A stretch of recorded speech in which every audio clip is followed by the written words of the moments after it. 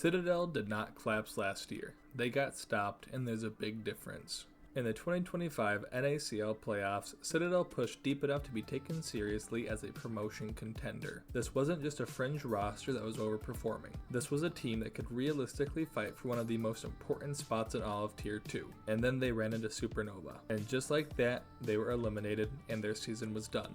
All hopes of the promotion spot gone. But instead of just accepting the loss, Citadel did something smarter. They looked at that run and they realized one important thing.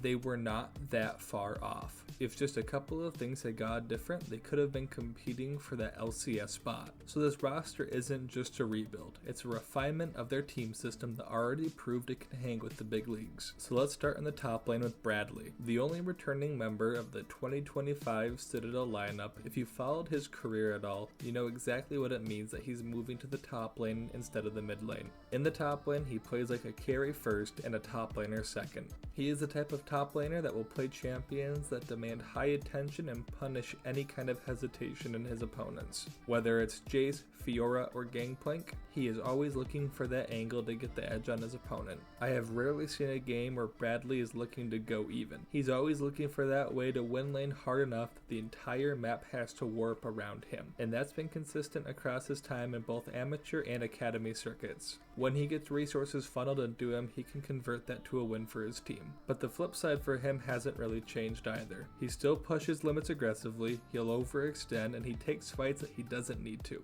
Against weaker teams, it'll snowball the game. But against some of these former pros and disciplined teams, it can be punished. Citadel made a very clear choice here. They are not trying to remove that volatility in Bradley, they're trying to win the game through it. And that can only work if your jungler can match that same identity. And Citadel's new jungler Griffin does. Formerly known from his time in the LCS system with CLG, Griffin is stepping back into competitive play after a 3-year-long break. And while to some fans that was going to be a question mark, the early showings of his play say otherwise. In his most recent tournament, he still plays fast, he still plays decisive, and he still understands how to attack these strong lanes. He's leaning into what Citadel's focusing on, and it's enabling pressure across the team. Whether it's an early invade on the top side of the map, or using his Talia to control the space and tempo, Griffin is constantly looking to accelerate the game for his team. Griffin is not a jungler that pounces on opportunities, he creates them for his team. And with Bradley in lane, this top side becomes one of the most volatile 2v2s in the NACL. In the mid lane we have Azula. Every aggressive roster needs balance, and that's exactly where he comes in. While he is one of the less experienced names on paper, his playstyle fills a role that the team absolutely needs. He isn't trying to outshine his side lanes, he's trying to connect them throughout the map. His champion pool is primarily control mages, he has absolutely stable laning, and he has high map awareness. While he may play slower, he doesn't play passively, and there's a huge difference that needs to be taken into consideration. He's constantly tracking opportunities for the team to move, support, or set up plays around the map. Even when his teams are behind, he's often the one that's coordinating how they can fight back and get back into the game. In a roster built around pressure, Azula is what's keeping it from turning into pure chaos. In the bottom side of the map in the ADC role we have Array, and this is where I am the most excited for the roster. Array plays with the confidence that borderlines on pure recklessness. He's always ready to take a fight most ADCs aren't comfortable with, and he's always going to step forward when he probably shouldn't. And that is what exactly makes him so fun to watch. No matter the matchup, he is always a dangerous ADC to lane against and play against for the opposing team. Because once the game reaches that mid to late stage, Array does not hesitate. And on picks like Zeri or Yunara, he is always a legitimate win condition for the team no matter the situation on the map. He can either dominate the lane through Caitlyn or Lucian, or he can play his Zeri and Yunara and be a legitimate win condition for the team.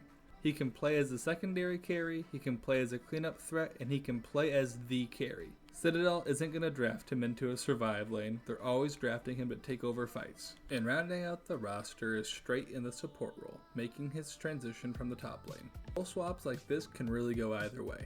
You can either be like Cryogen, going from mid to support and then securing a spot in the LCS, or you can be like one of the many support swaps that end up fizzling out of the league. But early signs are pointing towards a player who understands exactly what his team needs in the support role. He plays aggressively, he looks for angles, and he's willing to be the one that starts the fight. Nico right now is standing out as a comfort pick, and it fits perfectly into the Citadel aggressive identity. And what's more important is the synergy already forming with Griffin. Jungle and support coordination is one of the hardest things to build quickly, especially in a tier 2 environment.